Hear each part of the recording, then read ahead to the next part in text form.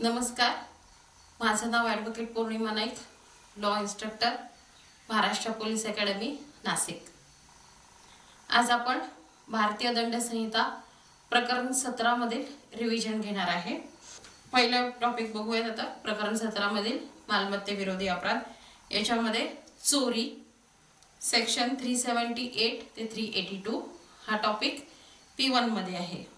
Section 378 मध्ये चोरीच्या संदर्भात दिलेला आहे। चोरीची व्याख्या दिलेली याच्यामध्ये, जो कोणी कोणत्याही व्यक्तीच्या कब्जातून कोणतीही जंगम मालमत्ता त्या व्यक्तीच्या संमतीशिवाय अप्रामाणिकपणे घेऊन जाण्याच्या उद्देशाने स्थान भ्रष्ट करतो तर तो चोरी करतो असे म्हटले जाते। तर याच्यामध्ये 378 मध्ये चोरीच्या डेफिनेशन मध्ये सगळ्यात पहिलं दिलेलं आहे की कुठल्या तरी व्यक्तीचा कब्जा असणं गरजेचं आहे। तर पहिलं पार्ट आहे कब्जा, दुसरा आहे जंगम मालमत्ता, तिसरा आहे त्या व्यक्तीच्या संमतीशिवाय आणि चौथा आहे स्थान भ्रष्ट करणे। म्हणजे ह्याच्यामध्ये चार मुख्य घटक आले। पहिला आहे कब्जा, दुसरा आहे जंगम मालमत्ता, तिसरा आहे संमतीशिवाय आणि चौथा आहे अप्रामाणिकपणे स्थान भ्रष्ट करणे। तर हे डेफिनेशन मध्ये चोरीच्या डेफिनेशन मध्ये चार महत्त्वाचे घटक आहेत। चोरीच्या डेफिनेशन मध्ये कुठेही बळाचा वापर वगैरे दिलेला नाही, धमकी वगैरे दिलेली नाही। त्या व्यक्तीच्या नकळत किंवा संमतीशिवाय जर वस्तू नेली असेल तर त्याला चोरी म्हटले जाते। याला 5 स्पष्टीकरण दिलेली आहेत। स्पष्टीकरण 1 मध्ये दिलेलं आहे, एखादी वस्तू भूमीशी जखडलेली असते तोपर्यंत चोरीची विषय वस्तू नसते, परंतु ती भूमीपासून विलग करण्यात आली की लगेचच चोरी होऊ शकते। उदाहरण, चंदनाचे झाड तोडणे। तर जर चंदनाचं झाड तोडलं असेल तर ते ह्याच्यामध्ये मोडतं, ते सुद्धा चोरीच्या डेफिनेशन मध्ये मोडतं। स्पष्टीकरण 2 मध्ये दिलेलं आहे, ज्या कृतीमुळे विलगीकरण होईल आणि त्यामुळे जर स्थानभ्रष्टता घडली तर ती चोरी होऊ शकते। उदाहरण, समजा एखादा मशीन वगैरे आहे किंवा पंखा वगैरे आहे, त्याचा नट वगैरे काढला असेल आणि त्यामुळे ती वस्तू जर स्थानभ्रष्ट झाली असेल तर ते सुद्धा चोरीमध्ये मोडते। स्पष्टीकरण 3 मध्ये दिलेलं आहे की एखाद्या वस्तूस स्थानभ्रष्ट होण्यापासून प्रतिबंध करणारा अडथळा दूर केल्यास किंवा ती प्रत्यक्षपणे वेगळी केल्यास किंवा प्रत्यक्षपणे हलवल्यास चोरी होते। ह्याच्यात उदाहरण दिलेलं आहे की समजा एखादी गाय बांधलेली आहे, त्या बांधलेल्या गायीचं जर दोर सोडलं असेल तर ते सुद्धा चोरी होते, कारण तिकडं प्रत्यक्षात ती वस्तू हलवली गेलेली आहे किंवा त्यास प्रतिबंध करणारा अडथळा जो आहे तो दूर करण्यात आला असेल तर ते देखील चोरी आहे। स्पष्टीकरण 4 मध्ये दिलेलं आहे, प्राण्यांमार्फत चोरी केली जाऊ शकते। आपण बघतो की कुत्र्याला किंवा माकडाला वगैरे जे आहे ते चोरी करण्याचं शिकवलं जातं, तर प्राण्यांमार्फत सुद्धा चोरी केली जाऊ शकते। हे स्पष्टीकरण 4 मध्ये दिलेलं आहे। स्पष्टीकरण 5 मध्ये दिलेलं आहे, व्याख्यामध्ये दिलेली संमती ही स्पष्ट किंवा गर्भित संमती असू शकते। स्पष्ट संमती म्हणजे लेखी स्वरूपात असू शकते आणि गर्भित संमती म्हणजे परिस्थितीनुसार, म्हणजे तिथे लेखी स्वरूपातच संमती असलं पाहिजे अशी आवश्यकता नाही। याला आता शिक्षा कलम दिलेला आहे। कलम 379 मध्ये चोरीबद्दल शिक्षा 3 वर्षापर्यंत कैद किंवा द्रव्यदंड किंवा दोन्ही हा अपराध दखलपात्र अजामीनपात्र JMFC पुढे चालणारा आहे। पुढचं कलम आहे कलम 380 राहते घर इत्यादीतील चोरी। कलम 379 उघड्या जागेवरच्या चोरीसाठी आपण लावतो, तर कलम 380 जो आहे तो बंदिस्त जागेच्या चोरीसाठी वापरला जातो। आता कलम 380 नुसार कोणतीही इमारत, तंबू किंवा मानवी वसतिस्थान म्हणून वापरण्यात येणारे जलयान किंवा मालमत्तेच्या अभिरक्षेसाठी वापरण्यात येणारे कुठलेही इमारत, तंबू, जलयान किंवा वखार याच्यामध्ये चोरी केल्यास शिक्षा दिलेली आहे 7 वर्षापर्यंत कैद व द्रव्यदंड। हा अपराध दखलपात्र अजामीनपात्र JMFC पुढे चालणारा आहे। तर बंदिस्त जागेमध्ये राहते घर, तंबू, जलयान किंवा कुठलीही इमारत वगैरे दिलेला आहे। तसंच मालमत्तेच्या अभिरक्षेसाठी वापरण्यात येणारा कुठलाही इमारत असेल, तंबू असेल किंवा जलयान असेल किंवा वखार वगैरे असेल तर ते सुद्धा ह्याच्यामध्ये मोडतात। कलम 381 मध्ये कारकुनाने किंवा चाकराने मालकाच्या कब्जातील मालमत्तेची चोरी करणे। आता कलम 381 मध्ये कब्जा जो आहे तो मालकाकडे आहे, तर मालकाकडे मालमत्तेचा ताबा असताना त्याच्यामध्ये जर चोरी केली, त्या मालमत्तेची जर चोरी केली तर तिथं कलम 381 हा लागू होतो। परंतु जर कब्जा नोकराकडे दिलेला असेल आणि त्याने त्याचा गैरवापर केला असेल तर तो फौजदारी पात्र न्यासभंग किंवा विश्वासघात म्हटलं जातं, जे कलम 408 मध्ये दिलेलं आहे भारतीय दंड संहिता। तर इथं आपल्याला बघायचं आहे की कब्जा कुणाकडे आहे। कब्जा जर मालकाकडे असेल तर चोरी होईल, परंतु कब्जा जर नोकराकडे देऊन ठेवलेला असेल तर तो विश्वासघाताचा अपराध होईल कलम 408 नुसार। आता या कलमानुसार कलम 381 नुसार जो कोणी स्वतः कारकून किंवा चाकर असताना किंवा कारकून किंवा चाकर या नात्याने कामावर लावलेला असताना त्याच्या मालकाच्या किंवा नियोक्त्याच्या कब्जातील कोणत्याही मालमत्तेची चोरी करतो, त्याला शिक्षा दिलेली आहे 7 वर्षापर्यंत कैद व द्रव्यदंड। हा अपराध दखलपात्र अजामीनपात्र JMFC पुढे चालणारा आहे। तर कलम 381 मध्ये कब्जा मालकाकडे असताना जर मालमत्ता नेली असेल तर ती चोरी, आणि जर कब्जा नोकराकडे असेल आणि त्याचा गैरवापर करण्यात आला असेल तर तो विश्वासघाताच्या अपराधामध्ये मोडतो। पुढचं कलम आहे कलम 382 चोरी करण्यासाठी दुखापत किंवा अटकाव घडून आणण्याची पूर्वतयारी करून चोरी करणे।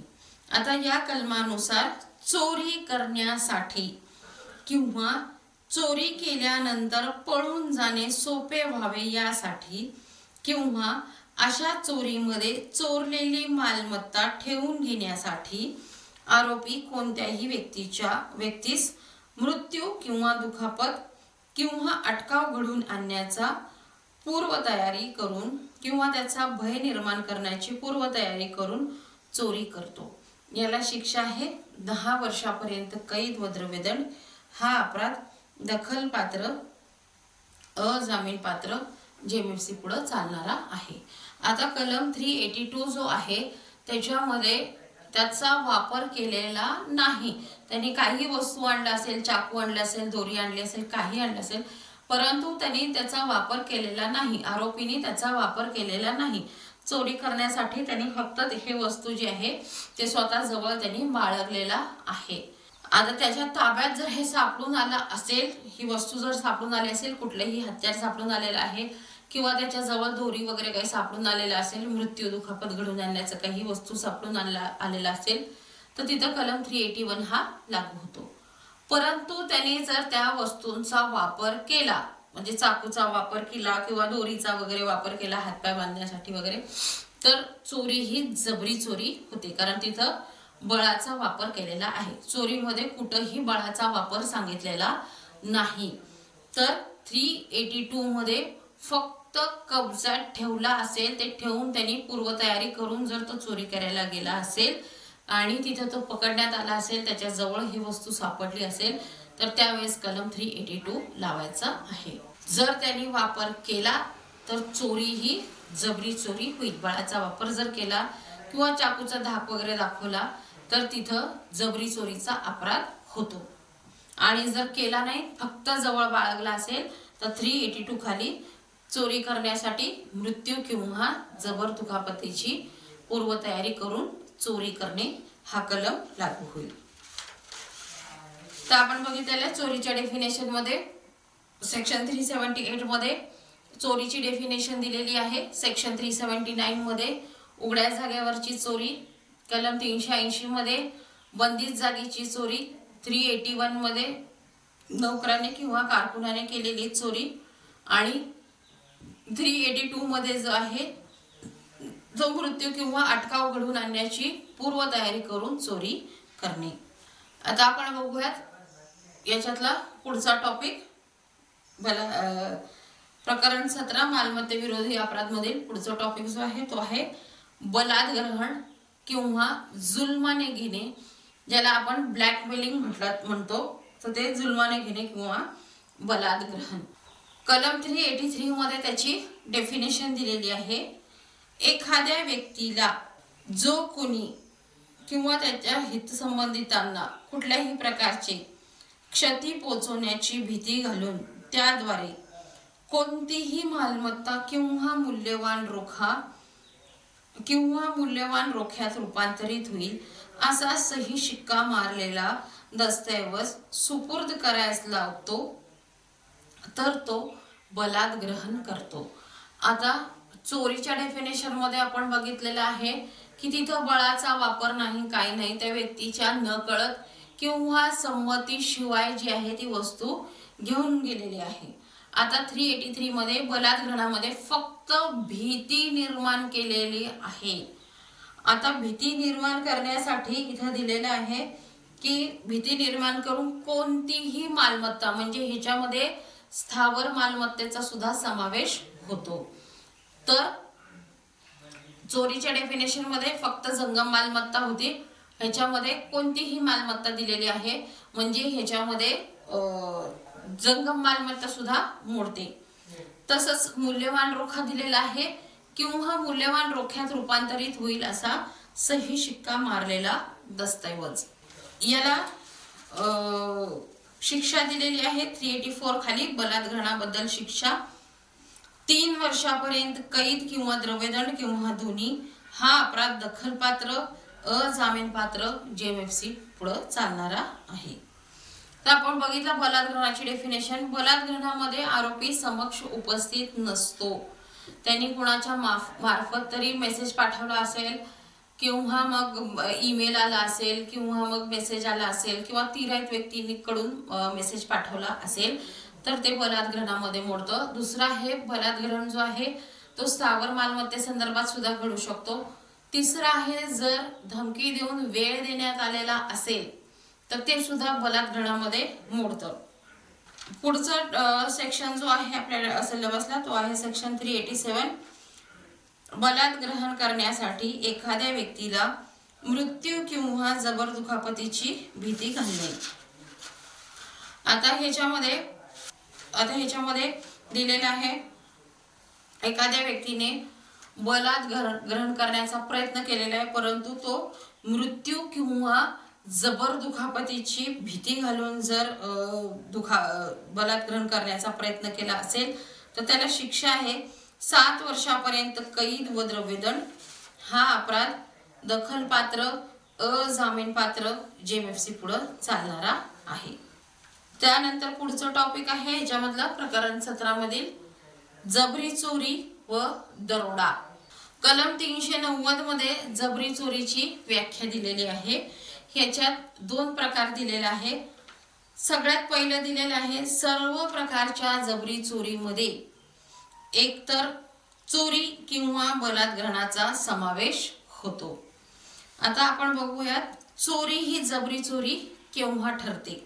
जर चोरी करण्यासाठी किंवा चोरी करताना किंवा चोरीमध्ये मिळालेली मालमत्ता पळून नेताना किंवा नेण्याच्या प्रयत्नात असताना आरोपीने जर उद्देशपूर्वक कुठल्याही व्यक्तीस मृत्यू, दुखापत किंवा अटकाव घडवून आणला किंवा तसा प्रयत्न केला किंवा तत्काळ मृत्यूची, तत्काळ दुखापतीची किंवा तत्काळ अटकावाची भीती निर्माण केली किंवा तसा प्रयत्न केला तेव्हा चोरी ही जबरी चोरी ठरते. तसंच ह्याच्यामध्ये पुढचं दिलेलं आहे की बलात्ग्रहण हे केव्हा जबरी चोरी ठरते. बलात्ग्रहण करण्याच्या वेळी जर आरोपी त्या व्यक्तीच्या समक्ष उपस्थित राहून त्याला तत्काळ मृत्यू किंवा तत्काळ दुखापत किंवा तत्काळ अटकावाची भीती घालून वस्तू तिथल्या तिथे स्वाधीन करायला लावला असेल तेव्हा बलात्ग्रहण हे जबरी चोरी ठरते. म्हणजे मी जसं तुम्हाला सांगितलं होतं की बलात्कारामध्ये सगळ्यात पहिले तर आरोपी तिथं समक्ष उपस्थित नसतो, तिराईत व्यक्ती मार्फत तिथं मेसेज पाठवला जातो. तर मग बलात्कार ही जबरी चोरी केव्हा ठरेल? जर आरोपी तिथं समक्ष उपस्थित आहे आणि त्यांनी वस्तू तिथल्या तिथे स्वाधीन करायला लावला असेल तर बलात्कार हे जबरी चोरी ठरेल. परंतु त्यांनी वेळ दिला की 8 दिवसानंतर पैसे हवेत, 15 दिवसानंतर पैसे हवेत, उद्या आणून दे, असं जर त्यांनी वेळ दिला असेल तर ते पुन्हा बलात्कारामध्ये मोडेल, जबरी चोरीमध्ये मोडणार नाही. कारण जबरी चोरीमध्ये काय दिलेलं आहे की तत्काळ मृत्यू, तत्काळ दुखापतीची भीती निर्माण करून वस्तू तिथल्या तिथे जर स्वाधीन करायला लावला असेल तरच ते जबरी चोरीमध्ये मोडेल. याच्यासोबत एक स्पष्टीकरण दिलेलं आहे. आरोपी जर कोणत्याही व्यक्तीला तत्काळ मृत्यू, तत्काळ दुखापत किंवा तत्काळ अटकावाची भीती घालू शकण्या इतपत जवळपास असेल तर तो समक्ष उपस्थित आहे असे म्हटले जाते. म्हणजे समजा जर आसपास कुठेतरी कोणीतरी उभा आहे आणि तिथून त्यांनी मेसेज पाठवलेला आहे की मी अमुक झाडाखाली उभा आहे किंवा खाली बिल्डिंगच्या खाली मी उभा आहे आणि ताबडतोब मला जे आहे तुमच्याकडचं वस्तू माझ्या स्वाधीन करा, तर ते बलात्कारामध्ये मोडणार नाही, तर ते जबरी चोरीमध्ये मोडेल. कारण या स्पष्टीकरणानुसार जर आरोपी भीती निर्माण करू शकण्या इतपत जवळपास जरी असेल तर तो समक्ष उपस्थित आहे असं म्हटलं जाईल. पुढचं कलम जो आहे 391 त्याच्यामध्ये दरोड्याच्या संदर्भात दिलेलं आहे. दरोड्याची व्याख्या दिलेली आहे. जेव्हा 5 किंवा त्याहून अधिक व्यक्ती संयुक्तपणे जबरी चोरी करतात किंवा करण्याचा प्रयत्न करतात किंवा संयुक्तपणे जबरी चोरी करणारी, प्रयत्न करणारी किंवा तिथे उपस्थित राहून मदत करणारी व्यक्ती यांची मिळून एकूण संख्या 5 किंवा त्याहून अधिक असेल तेव्हा प्रयत्न करणारी, मदत करणारी व्यक्ती यांनी संयुक्तपणे दरोडा घातले असे म्हटले जाते. तर इथं दरोड्याच्या डेफिनेशन मध्ये दिलेलं आहे की 5 किंवा अधिक व्यक्तींनी जर संयुक्तपणे जबरी चोरी केली किंवा तसा प्रयत्न केला किंवा तिथं प्रत्यक्षात उभं राहून मदत केली असेल आणि ते संयुक्तपणे दरोडा घालणाऱ्या व्यक्तींची एकूण संख्या 5 किंवा त्याहून अधिक असेल तेव्हा त्यापैकी प्रत्येक व्यक्तीने दरोडा घातले असे म्हटले जाते. तर इथं स्वतंत्र सेक्शन 34 लावण्याची गरज नाहीये, कारण डेफिनेशनच सांगतं की प्रत्येक व्यक्तीने दरोडा घातलेला आहे. परंतु त्यांची संख्या किती असली पाहिजे? 5 किंवा त्याहून अधिक व्यक्ती. आता जबरी चोरी हा शब्द आहे, ह्याच्यामध्ये 5 किंवा अधिक व्यक्तींनी जर जबरी चोरी केली तर त्याला दरोडा म्हटलं जातं. 392 मध्ये जबरी चोरी करण्याबद्दल शिक्षा दिलेली आहे. याला शिक्षा आहे 10 वर्षापर्यंत कैद आणि द्रव्यदंड. परंतु जर जबरी चोरी हम रस्त्यावर सूर्यास्त व सूर्योदयाच्या दरम्यान केलेला असेल तर 14 वर्षापर्यंत कैद. पुढचं कलम आहे 393 जबरी चोरी करण्याचा प्रयत्न करणे. तर ह्याला शिक्षा दिलेली आहे 7 वर्षापर्यंत कैद व द्रव्यदंड. हा अपराध दखलपात्र, अजामीनपात्र जेएमएफसी पुढे चालणारा आहे. 394 खाली जबरी चोरी करताना इच्छापूर्वक दुखापत करणे. तर आता ह्याला स्वतंत्र कलम दिलेला आहे. 323 लावायची गरज नाही. 394 मध्ये स्वतंत्रपणे दुखापत करण्याबद्दल शिक्षा दिलेली आहे. आता ह्याच्यात दिलेलं आहे जबरी चोरी करताना किंवा करण्याच्या प्रयत्नात असताना कोणत्याही व्यक्तीने जर दुखापत केली असेल तर त्यापैकी प्रत्येक आरोपी हा त्याकरिता दोषी असेल. शिक्षा ह्याला दिलेला आहे आजन्म कारावास किंवा 10 वर्षापर्यंत कैद व द्रव्यदंड. हा अपराध दखलपात्र, अजामीनपात्र जेएमएफसी पुढे चालणारा आहे.